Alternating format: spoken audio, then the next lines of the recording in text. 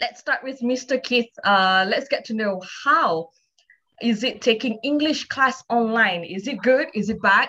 Mr. Keith, over to you. Stage is yours. Hi, good afternoon. Let me share my screen, yeah. The topic that I'll be sharing with you today is taking your English classes online. Now, one of the most important thing is to look at some of the checklists and some important consideration when you take your English classes online from the traditional classroom that is face-to-face as such. Now, when you do classes online, basically the consideration is that whether it's going to be synchronous, that means real time, like what we are doing now, a live session or teacher teaching a class real time, all right? Or another method is asynchronous. Asynchronous, that means you may not have time to tune in during the live session, but you may have time later on and you can actually view the lessons or study at your own time that is convenient to you. Now, another factor to note is that, is it paced? That means you follow a strict timetable, you follow a certain class, or self-paced. That means it's so flexible, you can pace yourself and complete it in your own timing and own planning, okay? Then the next item to consider is basically, is it going to be a teacher's-led session or student-led session, especially for those that is for institutions? Will a teacher be guiding the class, all right? Or sometimes they may, for very big classes, the teacher may actually get a student or student leader to lead the class, all right? These are some factors. And then will everybody be learning in a classroom setting or an individual doing it in your own time? And also, what percentage of time or degree of interaction with the content that you will be spending time with? So these are the things to consider. Now, the next question that you have to ask yourself is that, why do I actually want to learn English? And in particular, why do I want to learn English online? There are various motivation on why one want to learn English. Now, the most basic one is basically the academic achievement, like fundamentals of English, all right? You learn English for academic and education achievement, like you go through the difficult tasks of learning grammar, pronunciation, and so on and so forth. Then the other motivation or objective is to learn general English. Now, when I learn English, I can actually use it for daily life, for conversation, all right? Talk about media and celebrities, talk to your friends or your class about global issues and news that is happening around us, and also possibly to learn English to travel, to communicate better with the international community, all right? Now, the bulk of the time people learn English in an academic and education institution is that they want to do tests, all right? Preparing for tests. Now, some of the major tests is like IELTS, OPIC, TOEFL, and TOEIC, which basically you tell society that I have actually attained this level of certification and I'm fit to take up the job, okay? Now, in fact, most of the money for English learning is being spent by the corporate, because corporate is that how do you communicate with a customer what to buy, all right? Or share your message and ultimately getting business or deals or achieve an objective in the business world where people spend a lot of money. Like HRDF or HRDC now, all right? There's a lot of courses on business communication in English, all right? Business management and leadership English skills, especially if you lead a multinational, you have to. And also a very important bit is the presentation skills, okay? Now, sometimes, like many of us already adults, but our English level may not attain the level of attainment that we want, but we can't actually go back to school because we have very little time and so on. So basically, sometimes we will just go very specific to the industry that we're working on. Like as they say, I want to learn English enough for me to earn a living or cari makan. I don't want to be an English professor. So you may zoom in if you're in the hospitality and tourism industry, you just learn English for hospitality. If you join the military, then it may be English for military, or especially many of us, like from the Internet Alliance, where we are in the technology business, we may actually want to learn about English for technology, okay? Now, I elaborate a little bit more. Say, for example, you learn the English for fundamentals for academic and education institution. You go through the process of learning grammar, or pronunciation. But then with technology, actually, it helps a lot. Like say they have already come up with modules like, okay, if I'm teaching this group of Chinese, what kind of common pronunciation or common mistakes that they will actually be make as Chinese? Like say, we always like confuse the rabbit, we call lapid, Lamborghini, Rambogini, all those kind of things. So it could be a cultural diverse kind of setting where are you from, what is your background, and what kind of common mistakes that you will always be making. So the program have already done that and help you correct or fine-tune the common errors that you'll be making. So this is why technology is fun and is engaging and is important at this current times. Now, if sometimes you want to look into certain skills, all right, like grammar or pronunciation skills, then there's a lot of videos, a lot of exercises that help you achieve this target that you want. Okay. Now, for general English, so general English, like say, as I said, you may actually want to reach a certain attainment in life, where sometimes some of you may stay in certain international community neighborhood, where daily life you tend to speak to your neighbor in English. So you may talk about the weather, about your pets, about everything, all right? And sometimes you engage in conversation talking about what is happening in the media and the news, all right? Who does what, which celebrity does what, all right? And the global issues like global warming, things happening in the news, or you just want to travel so that you can communicate with people on what you want, all right? What you try to achieve, where you want to go. So this is for general English studies. And with technology, they will give you the module that is suitable for, like say, global issues. They will give you videos, lessons at the various levels that is suitable for that specific objective that you need to meet, okay? Now, the other thing is for test preparation. Now, generally, if people tend to go to the Commonwealth countries like UK, Australia, New Zealand, as such, right? People tend to go for the IELTS test, all right? And sometimes when you go for IELTS test, you practice your whole lifetime, and then you just pay 1,000 ringgit for the 3 hours test, and sometimes you don't even know whether you pass or not. So with this kind of English program, you can actually practice many times to prepare you for the IELTS exams. Like those of you who want to go to America, basically, you may actually try out all those lessons that geared towards practice for the TOEFL test. Then OPIC, all right, the things that oral proficiency in interview for computer, all right, this kind of a new test that you may do that. TOEIC is basically for employment purposes. So you can practice using all kinds of videos and lessons before you actually go for the test. So you don't need to sit for a test many times. And basically when you sit for it, you're already very prepared and you already roughly know the level of attainment or the marks that you will get, because the system would actually predict that for you already. And it's normally quite accurate, all right? Now, the thing is that, as I said, one of the most important thing is business English, because they need to communicate your business. And normally when we hire people, we also need the staff that we're going to hire to know some basic presentation skills. Of course, management level, people say, I want to speak to a manager. The manager must at least be able to communicate properly in English. So this is the bulk of the funds and the money for the corporate world is spent on our staff, which is our asset, who will actually make money for the company.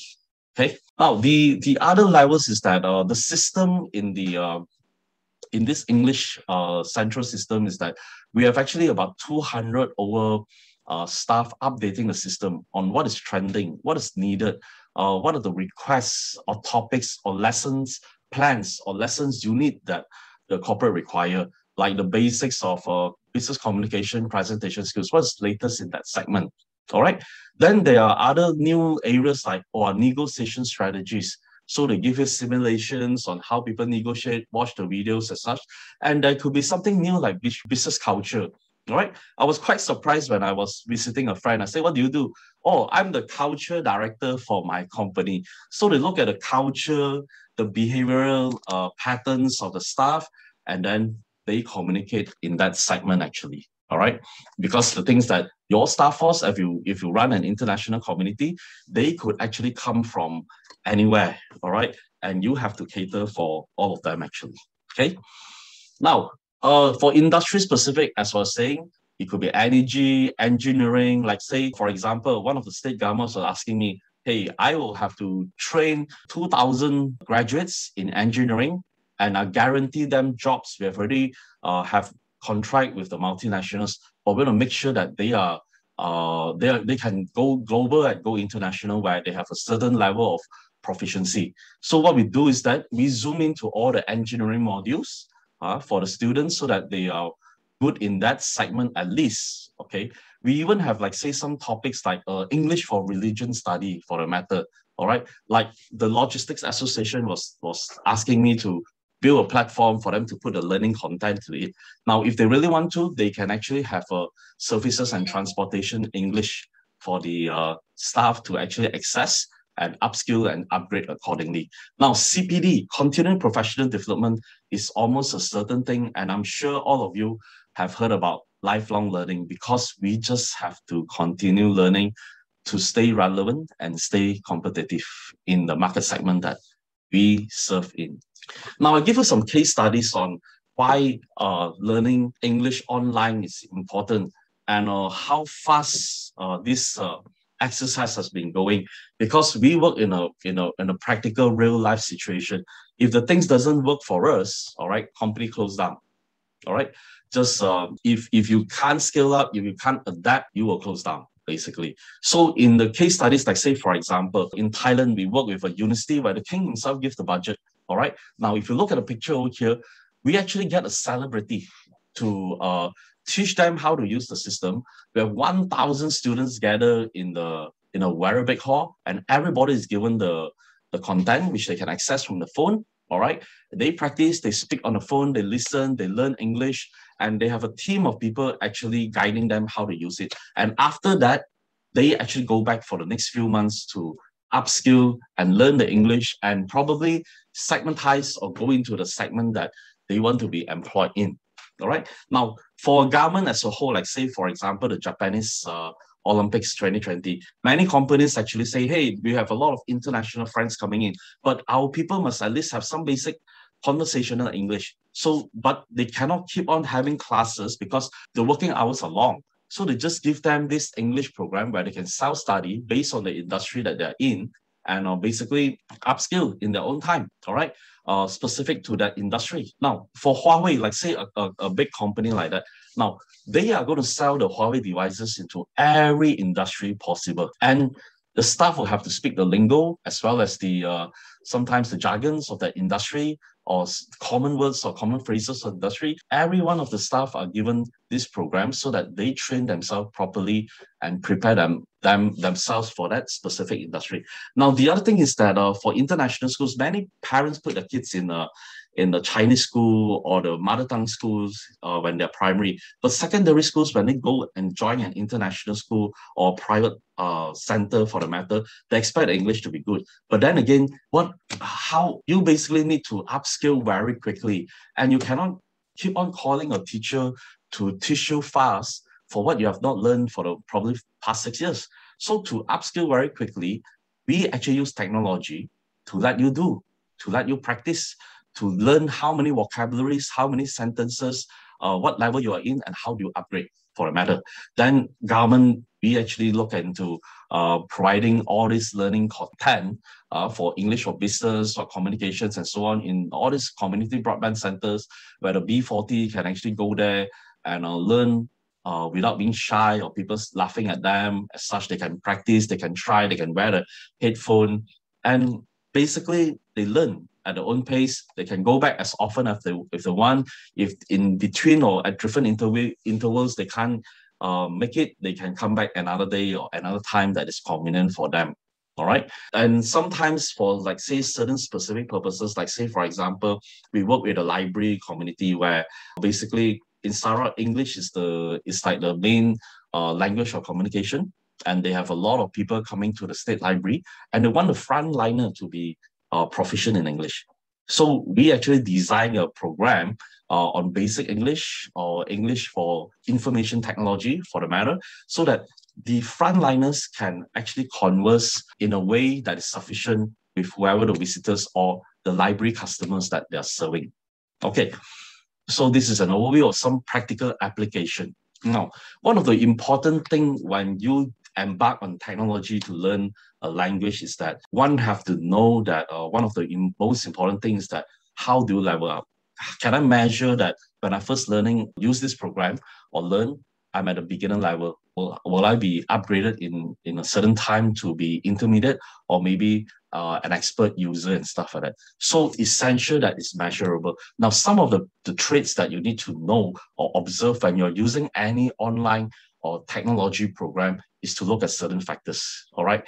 Now, this English, look at the approach especially. Now, this program is very simple. You just watch a video. There are thousands and thousands of videos. You learn the word, you learn the vocabulary, you learn the sentences. Then you actually speak.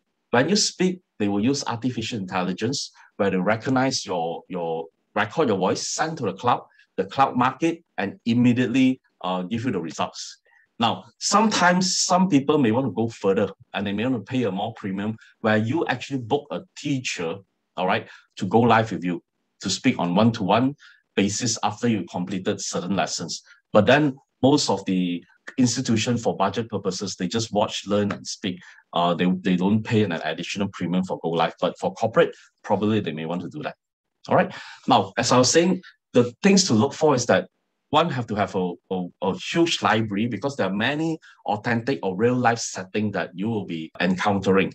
All right, which is why you have a vast amount of libraries, zoom into the area that you need. We need a learning management system to measure how long have you been there, how many words have you been learning, what are the report before you join, what is the score, after you join, what is the score, vocabulary development, you actually, have you grown, how many words have you actually learned, how far have you progressed, and also the engine behind it. All right, like in this case, the intelligent speech recognition, where they actually will have all the algorithm and AI to actually mark how you are speaking and whether it's accurate and whether people would actually understand you or not. Now, one of the most important things for teachers is that teachers have the tools to do all the reporting on each and every student. Now, whatever you have studied, whatever you speak to the computer, all right, it's all recorded in the cloud. You can't get your brother or sister or friend to sit for your exams or so, because at any point in time, the teacher can actually pull out the file and hear the word and the voice, whether it's yours or not. So these are some of the important tools for you to know. All right. Now, the pedagogical approach is basically very simple. You want motivating content. Whatever motivate people or trending or is of interest to people, people will learn. All right. Comprehensive input. Technology is supposed to make our life simpler, not make it more complicated. So comprehensive and easy to use is essential, because the thing is that you don't want to, like, before you start using the content, it's like going for a whole course on how to use the content or how to use the system. That is a lot of time wasting actually.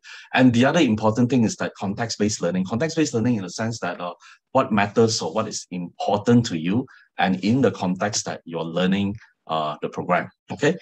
Now, the things that very quickly is that to share with you another program very quickly is that how actually one learn English by using an avatar, go into the setting, all right, and then in a community where basically in like a gaming and filmmaking environment where you actually talk to people, you do role playing. But this program is like very structured. You have your avatar in it, you play the role, you key in your name, you talk to people. And what I mean structured is that basically you have a very organized program. You finish chapter 1, chapter 2, chapter 3, chapter 4, and so on. And the system will know your progress and give you the feedback. If you're stuck, a virtual teacher can come in and guide you. And upon completion, they give you certification and your practice and other games, which normally the school kids may use, but adults may not really use all this additional stuff. But it's a fun thing anyway, because it's made in a fun and gamified way, actually. All right.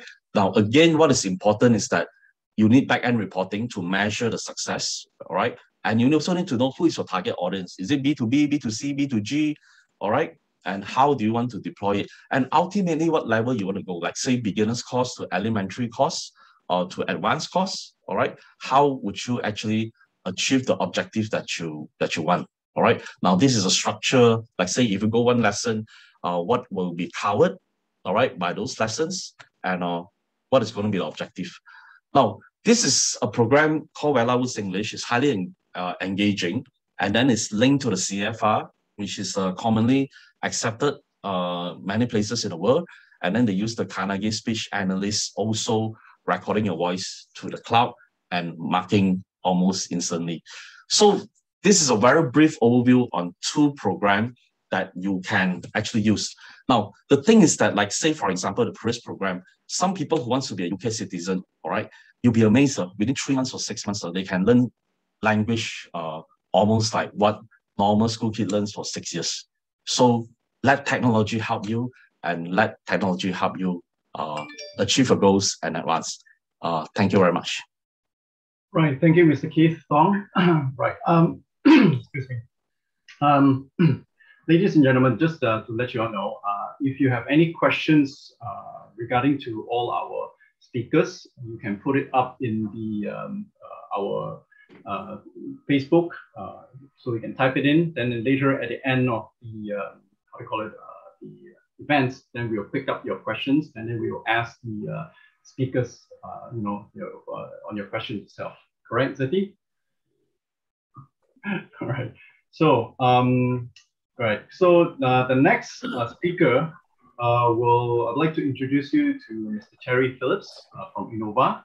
A little bit of Innova is it is a ELT publisher with a mission to create true innovation in language education. Innova has been creating a lot of readers, test preparations, materials, and other titles based on the latest research. Then they'll put it into the language education, okay, with a specific focus on the actual learner's need. So today, Mr. Terry Phillips will talk on the English for that specific purposes. Mr. Terry Phillips, the floor is yours. Thank you very much. As you might expect, a lot of what I will say overlaps with Keith's general points. And I think he's already stressed the importance of need as a basis for language learning. So when we think about English for the workplace, I think we need to distinguish this, which is a relatively new idea, from the very old idea of ESP, English for special purposes.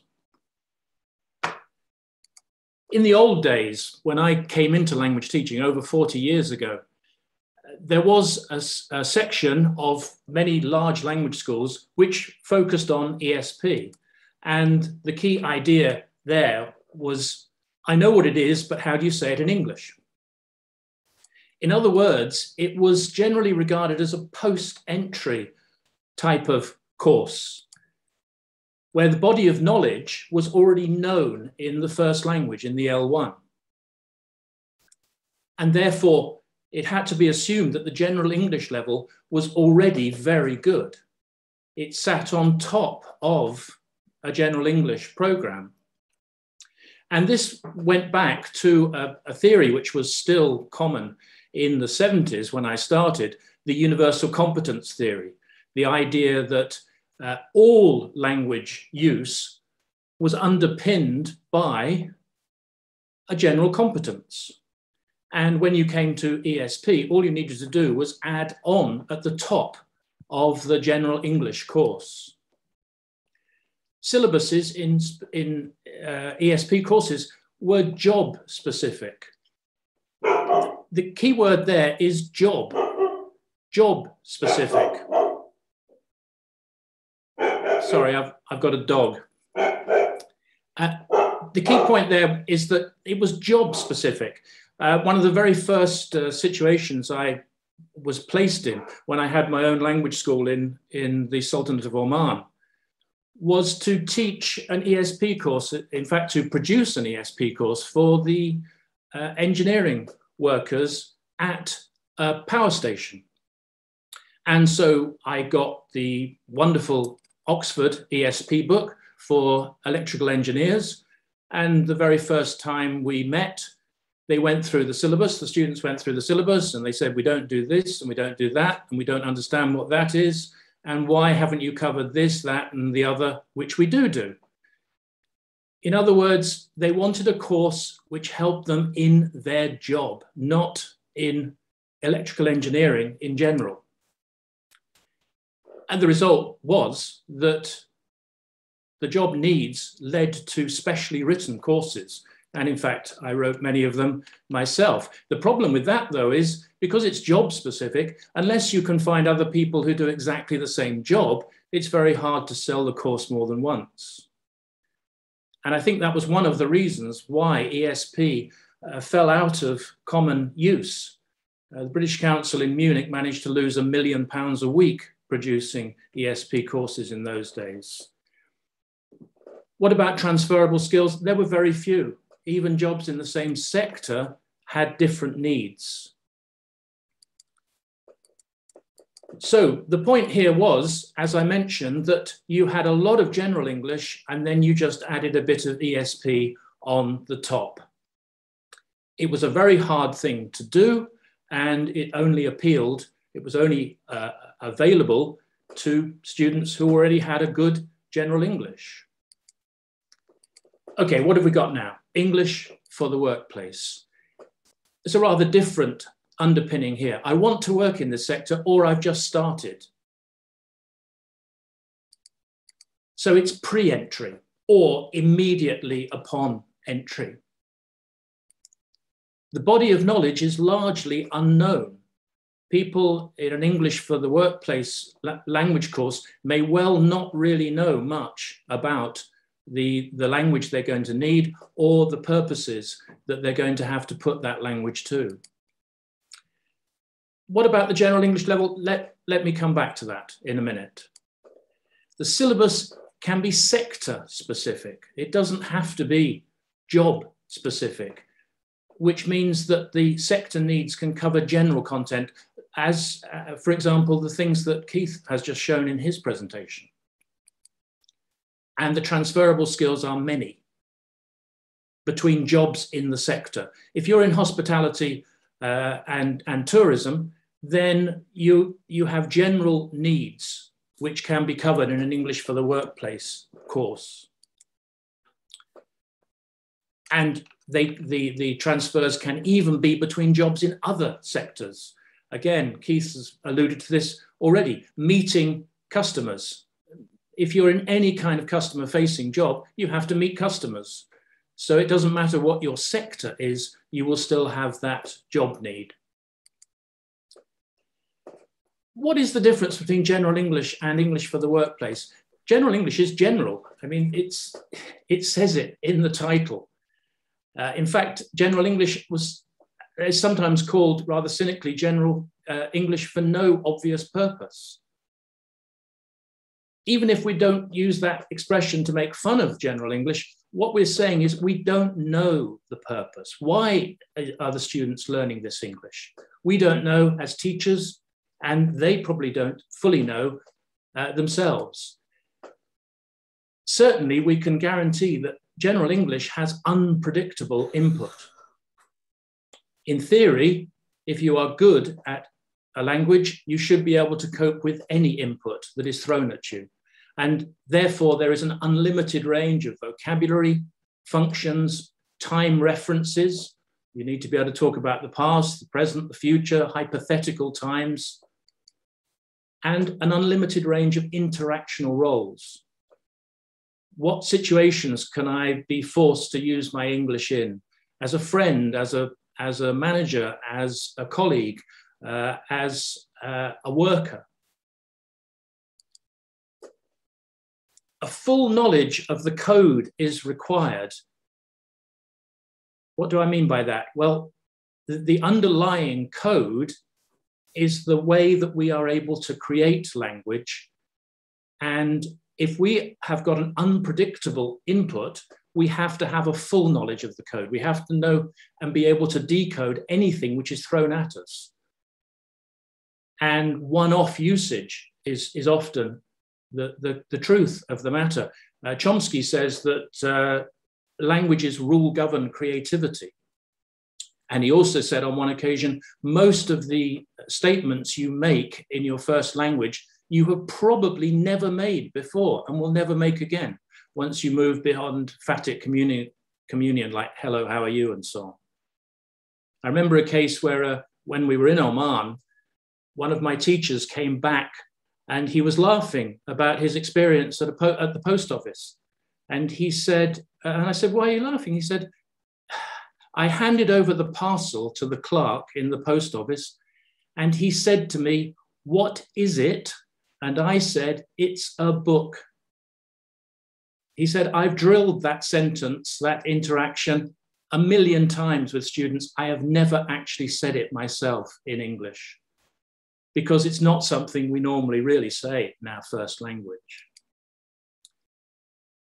Most of the time, general English is reactive.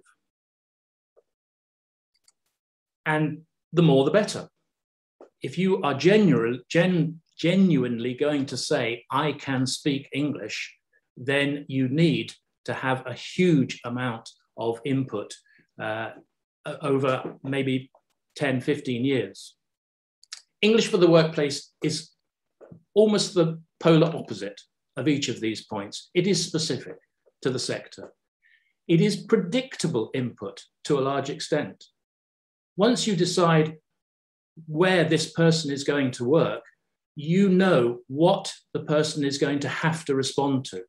What a customer is going to say to this person, largely. What is the boss going to say to this person? What a colleague is going to say to the person? Therefore, there is a limited range of vocabulary, functions, time references, interactional roles. There's a lot of repetitive usage.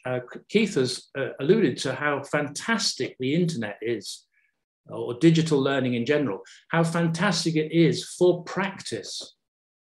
I think there are still huge challenges on the internet for presentation. And I think there are some challenges, although AI is trying to deal with these, on production. But you cannot deny that the internet and digital learning is fantastic for repetition, for practice. And I think Keith mentioned this. What most observers say about language learning is students are not given enough opportunity to practice. More and more things are thrown at them, and they are required to produce more and more things, but they're not given enough time to actually practice the new things that are given to them before they're expected to be able to competently produce responses. Because it's repetitive, chunking is possible. In my role as a receptionist, if you like, in my language school, I learned to say to any student coming in asking if they could enroll in the school, في نهاية الدورة ستحصل على شهادة إذا نجحت. إذا ما نجحت ممكن تدرس دورة مرة ثانية. I can still say that, even though it's 15 years since I spoke Arabic properly. And I can't speak Arabic properly anymore. But I know that, which means at the end of the course, you will receive a certificate. If you pass, if you don't pass, you can do the course again. We had that wonderful English Central offer that you could get 100% of your money back if you didn't pass the course, or at least you could take the course again as many times as you wanted. Because it's repetitive, because it's chunked, rehearsal is possible. It's rehearsable language. And perhaps this is a little bit shocking, the less, the better.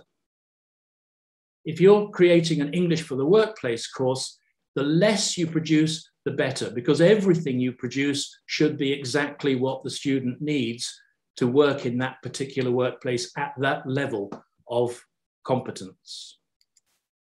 So, what level of general English do students need before English for the workplace? As I mentioned at the beginning, with ESP, we were talking, although we didn't have CIFA in those days, but we were talking about at least B1, probably more like B2, before you could think of doing the English for Business Oxford course, for example.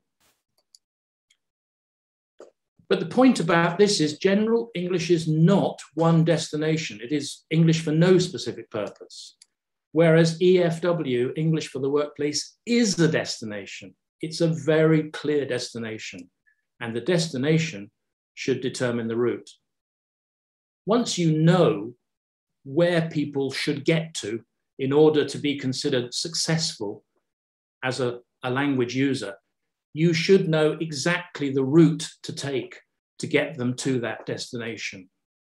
And therefore, instead of having a structure like this, where general English then branches off into English for the workplace, I believe you have a tiny amount, maybe an A1, A1 plus level of general English, the universal competence of the verb to be, for example, and the basic structure of simple present and simple past. And then EFW, English for the workplace, can branch off. And those branches will look different according to which sector you're preparing a student to study in. Obviously, eventually, English for the workplace can be very advanced, as that red line shows. But the entry point can be very early. And pick up one final thing from Keith's slides, the comment from Chomsky about keeping people interested. I don't think you have to keep people interested in language for an integrative usage. You don't have to make them interested in English because they love English, but you can make them interested in English because they need it tomorrow when they meet a customer. And that instrumental need is far more motivating, in my experience, than some kind of love of English reason for studying hard and improving. Thanks very much. Well, thank you, Mr. Chair Phillips. Yeah, sorry, Zeti. Okay, sure, yeah. To you, Zeti. Yeah, we both want to thank Mr. Terry for his sharing just now. Thank you so much. And now we would like to introduce Mr. Indra Karismiaji, Director Executive of Center of Education Regulations and Development Analysis, Indonesia, to talk about English for international communications. Mr. Indra is one of the most well-known educators in Indonesia with specialization in 21st century learning and now often referred as Education 4.0. He frequently appears on national television, radio interview, print, and online publications discussing education issues and policies. Mr. Indra, we are happy to have you here. Over to you. Thanks, Zeti. Hello, everyone. It's a pleasure to be here. I'm Indra Karismiaji from Indonesia. Allow me to share my screen. My topic here is about English for international communication. I was introduced by Zeti already, so I don't need to introduce myself, but I have all my emails, social media there, WhatsApp, if anybody wants to get in touch with me and talk more about education. I would be happy to discuss with fellow educators about education. Now, talking about the need of English, I think right now it's actually more important than before. Why is that? We know that English is a lingua franca, but based on this statistic from Statista, and the days of internet right now, English is the most used language on the internet based on the 2020 data here. Actually, all the websites in the world, 25.9% is using English. Indonesian and Malaysian only 4.3%. So if we don't have the English skills, we're basically missing out about quarter of information that we can get out of the internet. However, now if we take a look at this English proficiency index in 2020, we can see, country like Indonesia actually ranked 74 out of 100 countries. We are considered low proficiency English, with low proficiency. In Asia, you can see here, there. We are, behind Vietnam, Bangladesh, Pakistan, and of course, Singapore and Philippines, on top. And just so you know, in Indonesia, we learn English since seventh grade. At least, some. If you go to public schools, then you learn English, starting on seventh grade. So at least you have 6 years of English, learning. But if you go to private schools, you only start from primary school. First grade you learn English. But if you can see the proficiency index, we are actually ranked quite low. And why is this happening? I keep saying, we learn 6 years or more in learning English, but we cannot communicate fluently, effectively. And the way I see this, because English learning, English teaching in Indonesia, and I think it also happens in some other countries, that it's not natural.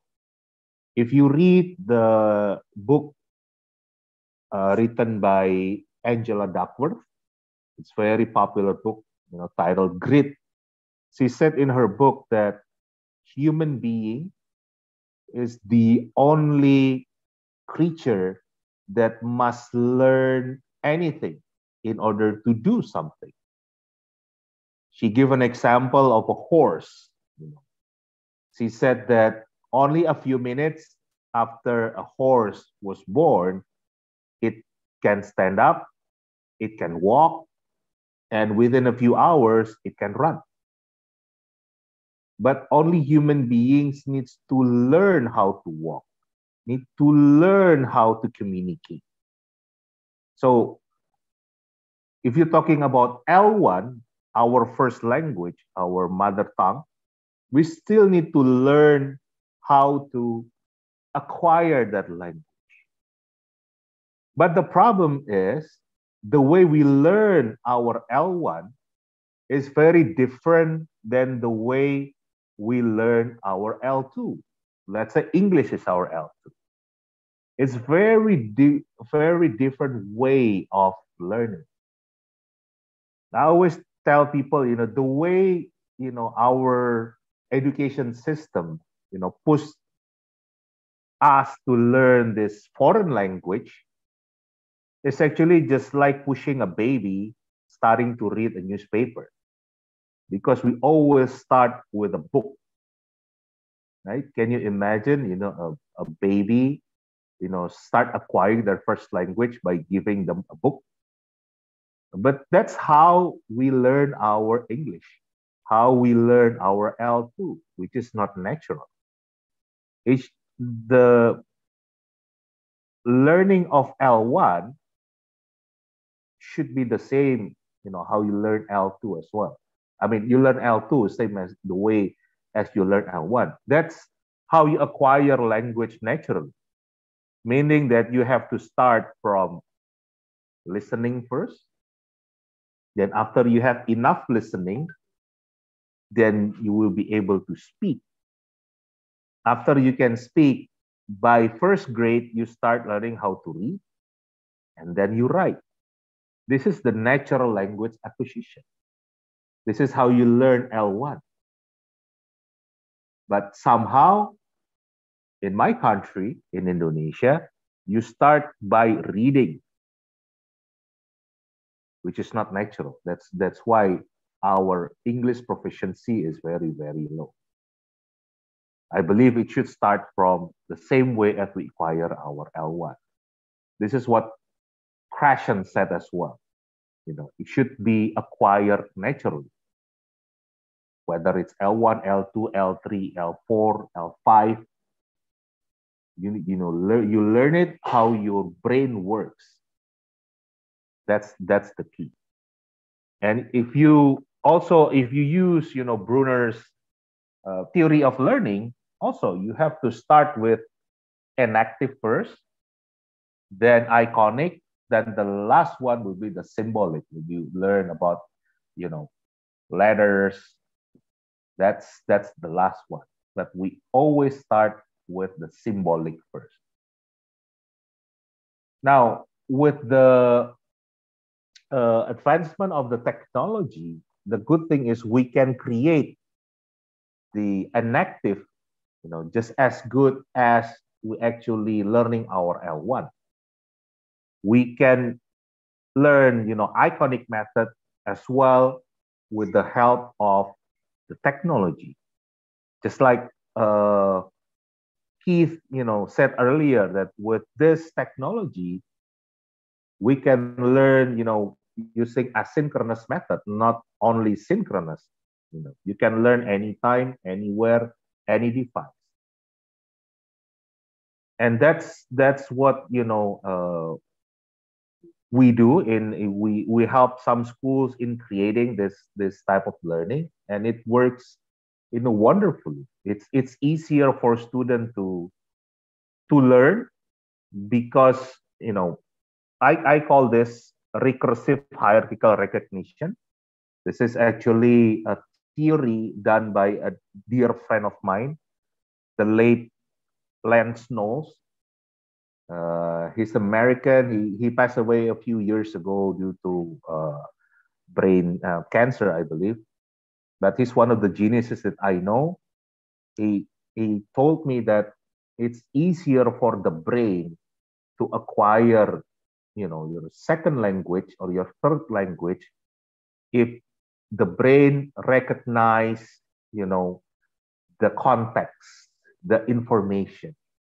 It's very different when you learn with words. So, for example, this is something that we can create with very easy with technology. I create this using PowerPoint.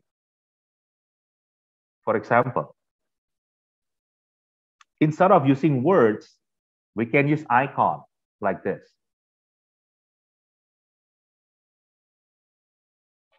This is Andy.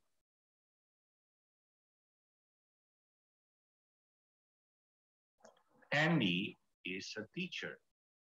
See, the brain recognize this very easily. There's a man, and it says, I said this is Andy. The brain will try to understand the information. Oh, maybe this guy name is Andy. And then the next icon is like holding a chalk and then like writing on the chalkboard. And I said, Andy is a teacher. oh, he's a teacher. It's very easy for the brain to understand it. Same thing with this. This is Siti.